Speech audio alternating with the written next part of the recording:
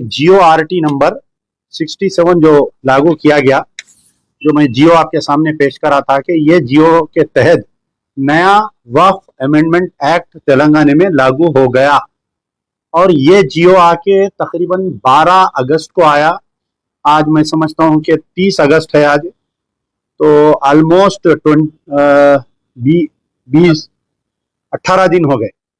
18 दिन हो गए, लेकिन इस जियो के ऊपर कोई जवाब देने के लिए राजी नहीं।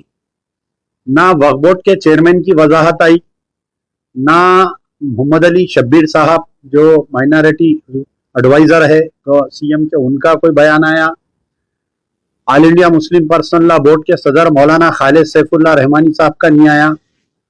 जो बत्ती गुल का जो एहतजाज कर रहे थे, वो बत्ती गुल वाले मौलाना गुल हो गए, उन्होंने गायब हो गए।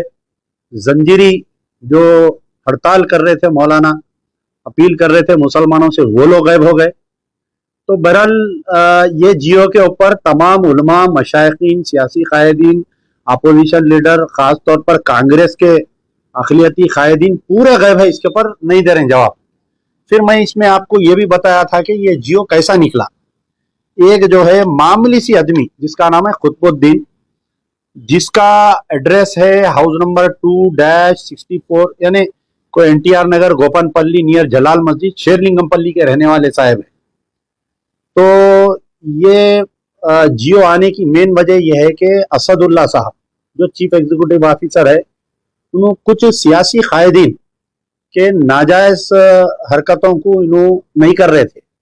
यानी कुछ ऐसे प्रॉपर्टीज है, प्राइम प्रॉपर्टीज, जो सियासी कायदीन कब्जे में है, उसको नो ऑब्जेक्शन इन्हों नहीं दे रहे थे इन्हों। तो उसमें एक मेजर प्रॉपर्टी जो है खम्मम की एक प्रॉपर्टी है, जो अब मौजूदा कैबिनेट में एक मिनिस्टर है, एक प्रॉपर्टी का नो ऑब्जेक्शन दियो बोल के। फिर इसमें जो है बड़े बड़े लोगों के नाम आए। तो अब यहां पर मैं आपको बता रहा हूं कि वेदुला वेंकटरमना एक बड़ा वकील है तेलंगाना और आंध्र प्रदेश का। तो ये वकील जो है मिनिमम अपीयरेंस के 10 लाख रुपए लेता। तो 3 अलग अलग पिटिशनर है इसमें, एक खुदबुद्दीन है, एक और एक कोई है, एक और एक कोई है, वकील सेम है। यानी पहला एक पिटिशन जाता है कि इसके अंदर इन्हों एडिशनल कलेक्टर रैंक नहीं है, chief executive officer full fledge नहीं है, इनको हटा के कोई दूसरे को डालो। फिर गवर्नमेंट जो है आनंद फानंद में एक नया जियो इश्यू करती, इनको फुल फ्लेज बना देती इनको। फिर उसके बाद में ये खुदबुद्दीन साहब, वही वकील वेदुला वेंकटरमना को रख के हाई कोर्ट में अप्रोच होते हैं, जिसका फैसला 5 अगस्त 2025 को आता है कि न्यू वक्फ अमेंडमेंट एक्ट के तहत कोई हिंदू या कोई मुस्लिम, दोनों में से किसी एक को to the rank of joint secretary cadre, joint secretary cadre के ऑफिसर को इसके अंदर इंप्लीमेंट करो बोल। जॉइंट सेक्रेटरी कैडर मुस्लिम और नॉन मुस्लिम, आप पिटिशन की कॉपी में देख सकते हैं कि खुद पिटिशनर ये बोल रहा कि नया कानून लागू करो। तो ये खुदबुद्दीन को क्या इंटरेस्ट है तेलंगाना में नया कानून लागू करने की? तो खुदबुद्दीन के पीछे कौन ताकत है, इनके पीछे क्या कांग्रेस के फहीम कुरैशी साहब है, क्या मोहम्मद अली शब्बीर है, क्या वक्फ बोर्ड के चेयरमैन है, क्या AIMIM की कोई ताकत है इनके पीछे जो खुदबुद्दीन को कोर्ट को भेजी? वकील वही है। उसके बाद में जो है हमारे उस्मान अल हाजिरी साहब का स्टेटमेंट में आप देखिए, उसमें और डिटेल है कि 3 अलग अलग जो पिटिशनर्स गए उसके अंदर, तो लेकिन वकील एक ही है। तो फिर ये खुदबुद्दीन साहब जो है 5 का ऑर्डर, 5 को जब ऑर्डर आया हाई कोर्ट में, तो ऑर्डर की कॉपी वक्फ बोर्ड को आना, वो इंप्लीमेंट होना बोलते मिनिमम 24 घंटे लगते, 48 आवर्स लगते। ये ऑर्डर आने के बाद में 5 तारीख के दिन चीफ एग्जीक्यूटिव ऑफिसर साहब कुछ फाइल साइन करके, यहां गौर से सुनिए मैं जो बात बोल रहा हूं, कुछ फाइल साइन करके चीफ एग्जीक्यूटिव ऑफिसर की ऑफिस से चेयरमैन की ऑफिस को फाइल्स भेजे उन्होंने। तो ये पिटिशनर जो है 5 तारीख के दिन ऑर्डर आने के बाद में इन्हों सीट पे कैसा बैठे बोल के इनकी फोटो लेके वो फाइल्स की कॉपी जो इन्हों साइन करे थे 5 और 6, 7 के दिन, वो 3 दिन के फाइल्स लेके जाके हाई कोर्ट में एक और एक रिट पिटिशन यानी कंटेम्प्ट डालता है इन्हें, कंटेम्प्ट नंबर 20 ऑफ 2025 आइए, तो उसमें जो है जज साहब 2 ऑर्डर देते 7 तारीख के दिन कंटेम्प्ट में। तो ये ऑर्डर की कॉपी, अब जैसा ये कॉपी है, ये मेरी है, मेरे ऑफिस से अगर चोरी हो गई तो या तो मैं देना या मेरे ऑफिस का कोई स्टाफ देना। तो ये खुतबुद्दीन को चेयरमैन की ऑफिस से ये फाइल्स कैसा हाथ को लगे? Who is Qutbuddin? तो इसके ऊपर क्या हुआ, जो वक्फ बोर्ड में एक तहसीलदार साहब है, मैं लास्ट टाइम आप लोगों को बोला था कि वहां पर तहसीलदार साहब जाके एबिट्स पुलिस स्टेशन में कंप्लेंट करे कि चेयरमैन की ऑफिस से फाइल्स चोरी हुए, और पिटिशनर जो है कोर्ट में लिख जाके बताया, इन्हें आरटीआई के तहत नहीं लिया, ये फाइल्स कैसा चोरी हो, आप इसकी तहकीकात करो। तो पुलिस का काम क्या है साहब? इमीडिएट एफआईआर इशू करना। लेकिन बड़े अफसोस की बात है कि ये जाके आज तकरीबन, ये देखिए आप कंप्लेंट कॉपी है, Mohammed Asif Khan tehsildar working as OSD in Telangana Waqf board to station house officer Waqf board. इसमें इन्हों क्लियरली लिख रहे हैं कि I am to inform that one Mohammed Qutbuddin son of Mohammed Bashumiya resident of so and so Gopanpalli has filed writ petition number 2269। ये पूरा उसमें बयान कर रहे हैं इन्हों, बयान अहम फाइल जो कोर्ट में इन्हों बताए, इसमें है file number 10, file number 05, file number 550। ये कंप्लेंट कॉपी है, देखिए।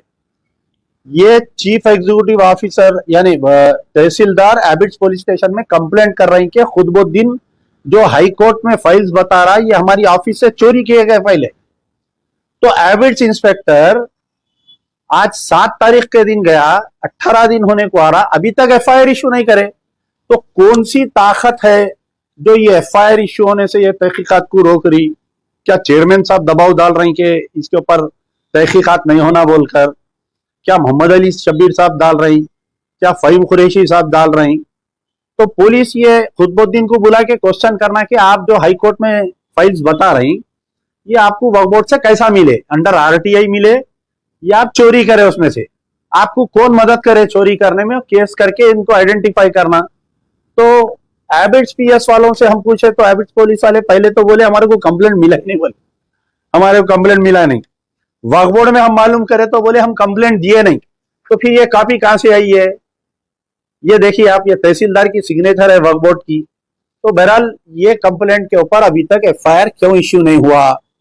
अच्छा, अब आज प्रेस कॉन्फ्रेंस बुलाने का मकसद ये है कि आज से असेंबली चालू हो गई, तो मैं डेली जो है कई हमारे उलमा मशाइखीन को, सबसे बड़ी शख्सियत जो तेलंगाना में है, जो all India Muslim person law board के मेंबर है, वो सदर है, मैं उनको, वो उनके करीबी लोगों को व्हाट्सअप किया, फोन करके बोला कि भाई ये जीओआरटी नंबर इश्यू हो गया, नया वफ़क़ा कानून लागू हो गया, इसके ऊपर आप बयान दीजिए, चीफ मिनिस्टर से नुमाइंदगी करिए आप। लेकिन 18 दिन हो गया, उनका जवाब नहीं आ रहा। कल सुबह में मुझे इत्तला मिली कि कुछ उलमा मशाइखीन जो है मिलादुन नबी के सिलसिले में चीफ मिनिस्टर से मिलने जा रहे हैं। कौन कौन जा रहे हैं मालूम करते हुए मैं उनके करीबी लोगों को सबको फोन करा।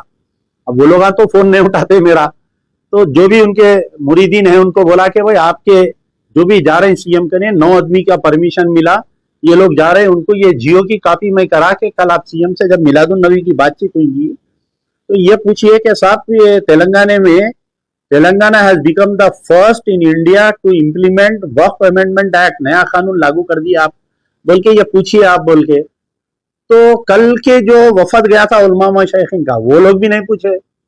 कल जुम्मा आया था, जुम्मे के खुतबे में अक्सर खुतबे का मायना क्या होता है कि मौजूदा हालत में हमारे जो खुतबा देने वाली शख्सियतें रहती वो लोग बयान करते।